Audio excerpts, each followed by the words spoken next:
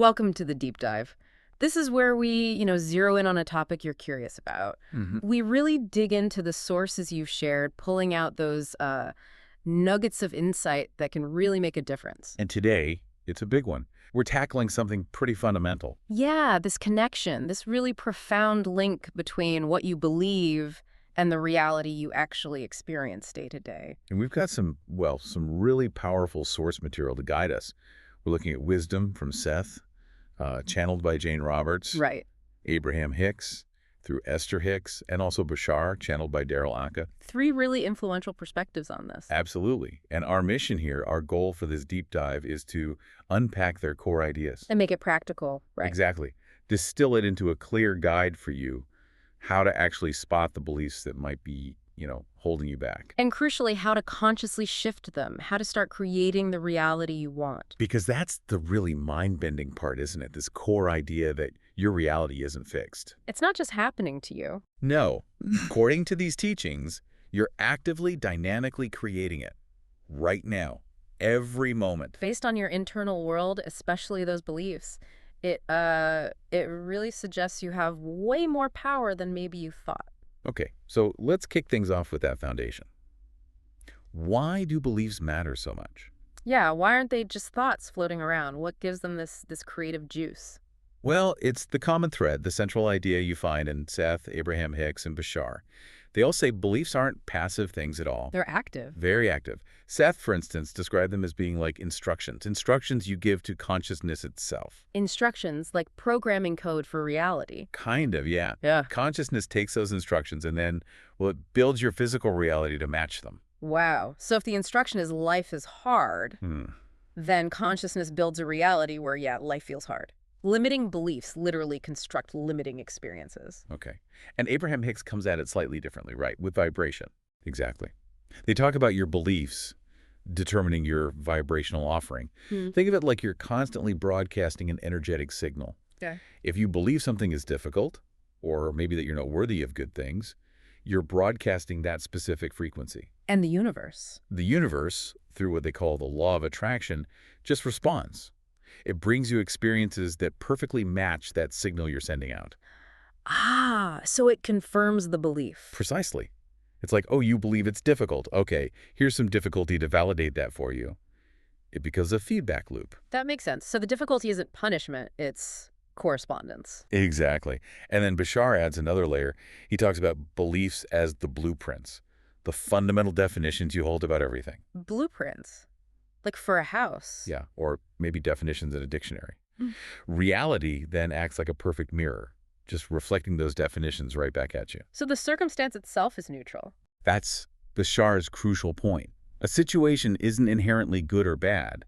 It's your belief about it, your definition of it, that gives it meaning and shapes how you experience it. Okay, so whether we call them instructions, vibrations, or blueprints, the message is clear. Your inner world, your beliefs, are actively shaping your outer world. Which means the first absolutely essential step, if you want to consciously create, is figuring out what beliefs you're actually running. Awareness. You nailed it. It's the non-negotiable starting point.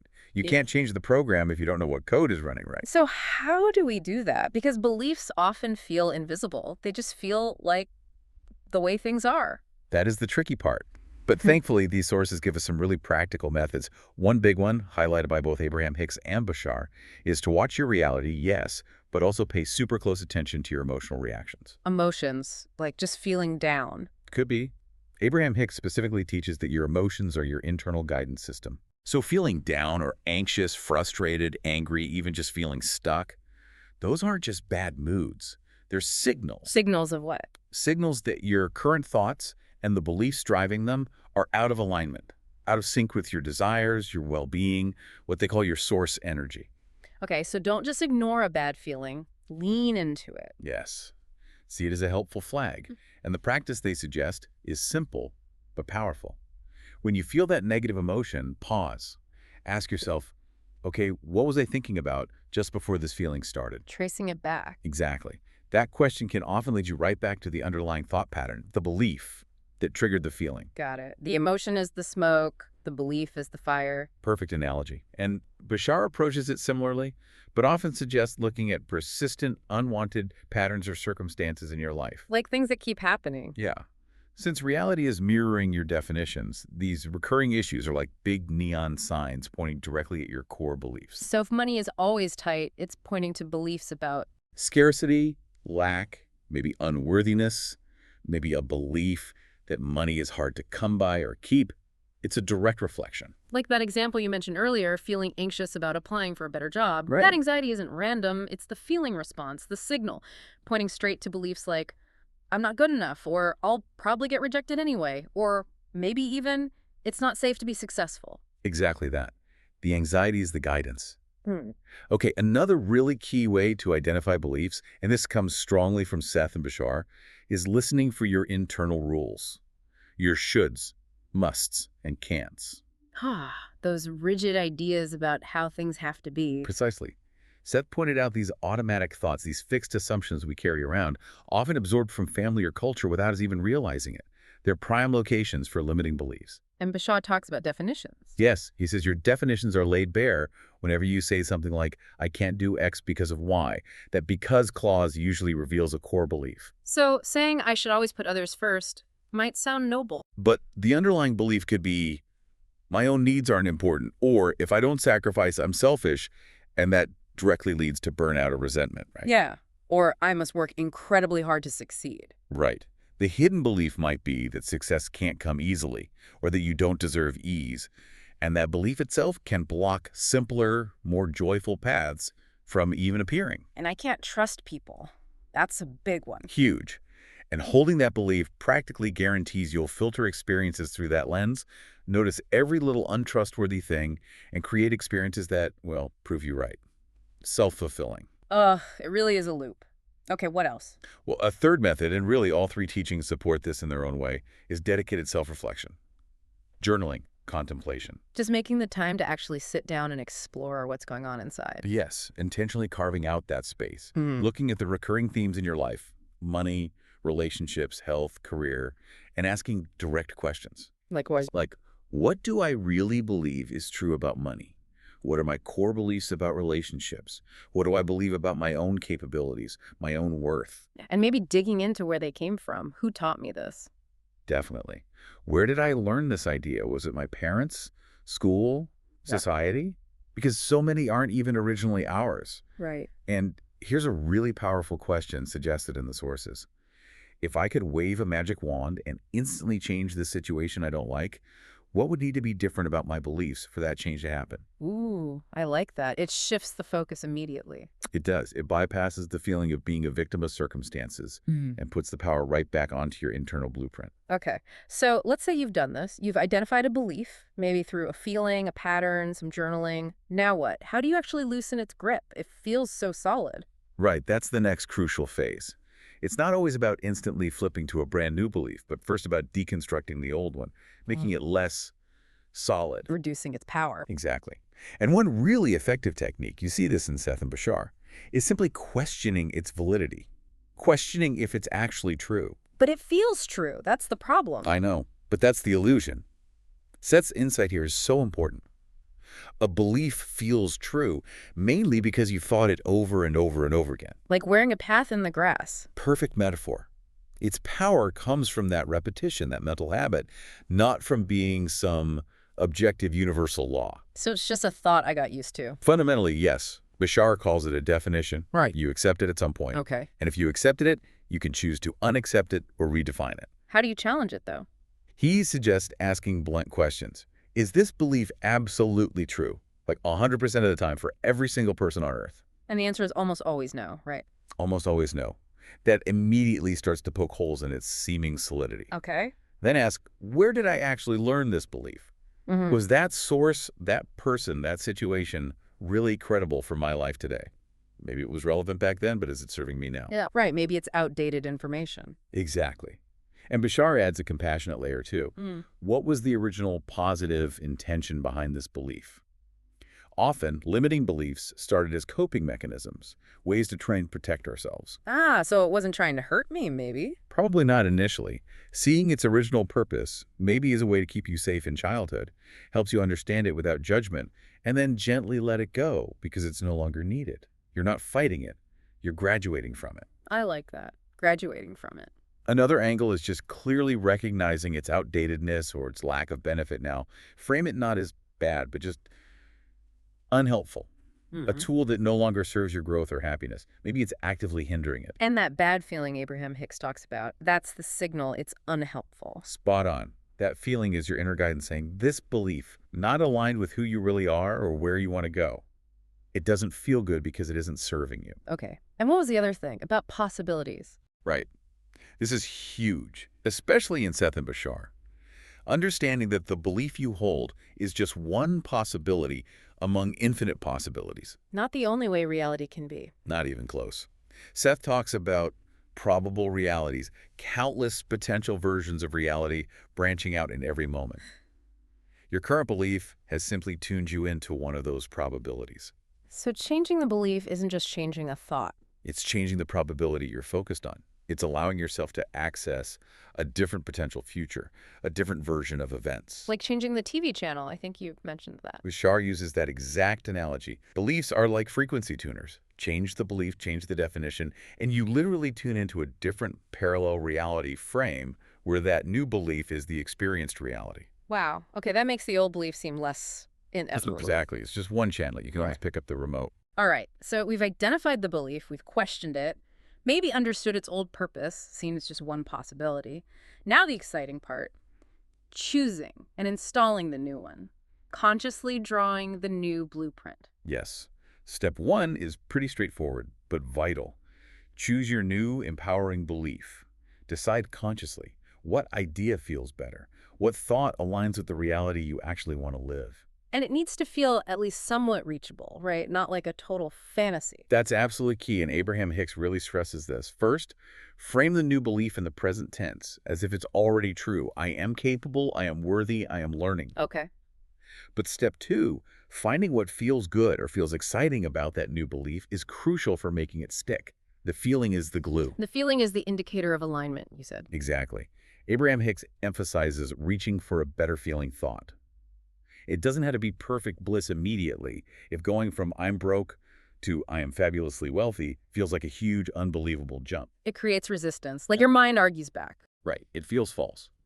So a better feeling thought might be something gentler, like I am capable of improving my financial situation, or I'm open to new ideas about abundance, or even just things are looking up. Incremental shifts. Yes. Small steps toward what feels genuinely better, less stressful, more hopeful. That feeling of relief or hope is the alignment happening. You're tuning your vibration. You're not trying to lie to yourself. Just find the next comfortable rung on the ladder. Perfectly put. And Bashar connects this feeling aspect to his core principle. Follow your highest excitement. How does that connect to choosing a belief? Well, ask yourself, what belief would support me in acting on my passion? What belief makes it feel safe and right to do what genuinely excites me without needing to control the outcome? Ah, like the universe supports me when I follow my joy. Exactly. That kind of belief feels expansive, it feels exciting. Aligning with that feeling helps anchor the belief itself. Okay, makes sense. Chosen the belief, found the better feeling version. How do we make it the default setting now? Step 3. Repetition and acting as if. Just like Seth said, old beliefs got grooved in through repetition. New ones need the same reinforcement. So, say it a lot, write it down. Yes. Consciously repeat it, write it down, say it aloud, maybe make it a mantra. It's like, well, mental conditioning in a positive way. Okay. And the acting as if part. That's big for Bashar. It means embodying the person who already holds that new belief. If your new belief is I am confident and capable, how would that person walk, talk, make decisions, start doing those things? Even if it feels a bit fake at first. It's not about faking it till you make it, exactly. It's more about aligning your physical actions with your desired internal state.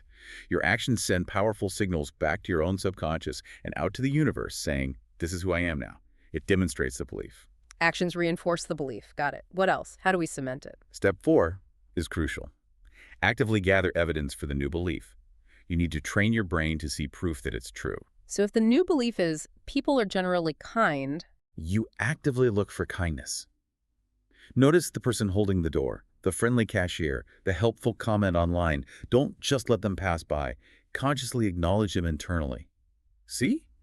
Evidence. People are kind. you're building a case file for the new belief. Exactly. And Abraham-Hicks explains the mechanism. As you focus on thoughts aligned with that new, better-feeling belief, the law of attraction naturally starts bringing you more experiences that match it. So pay attention. Notice those positive synchronicities, those small wins.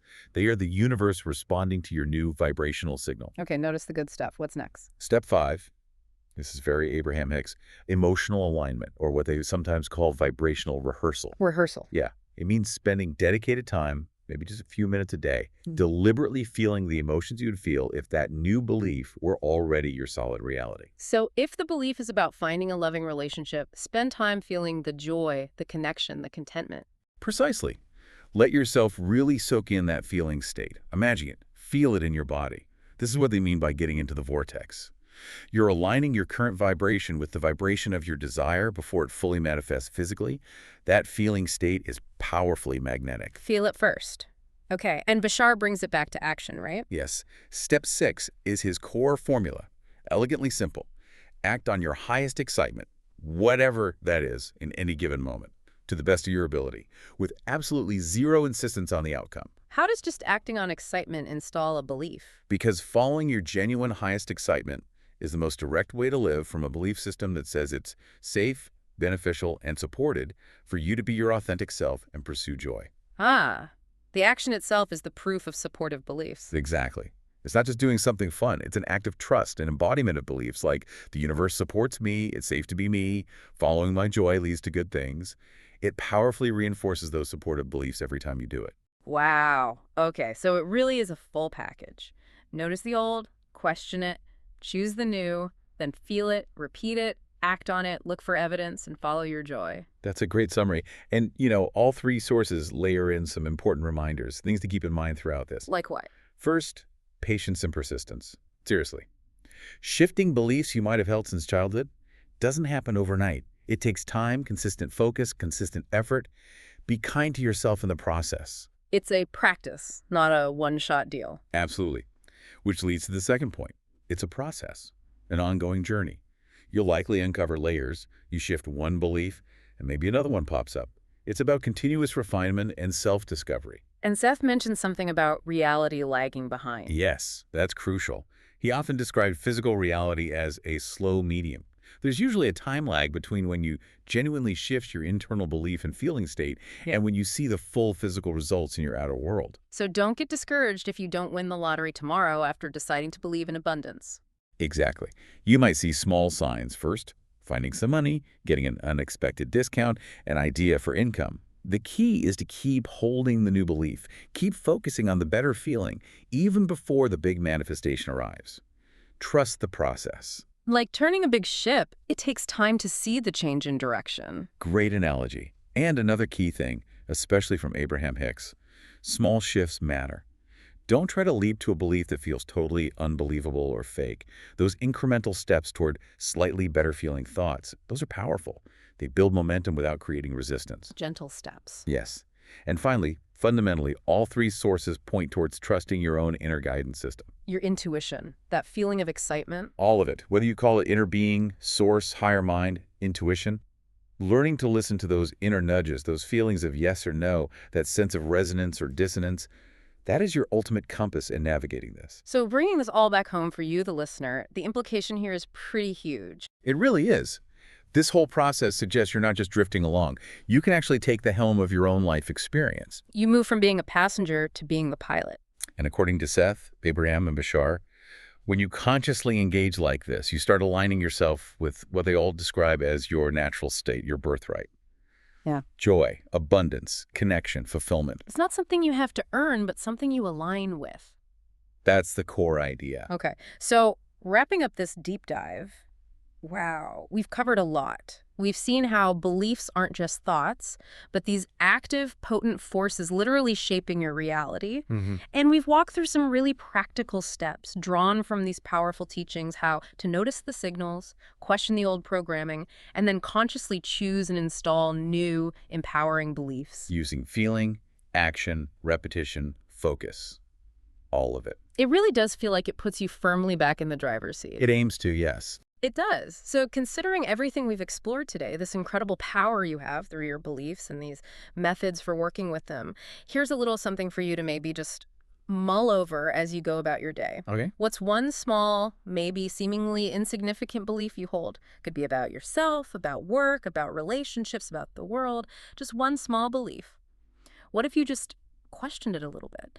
Or decided to explore, even mentally, just a tiny shift in that definition?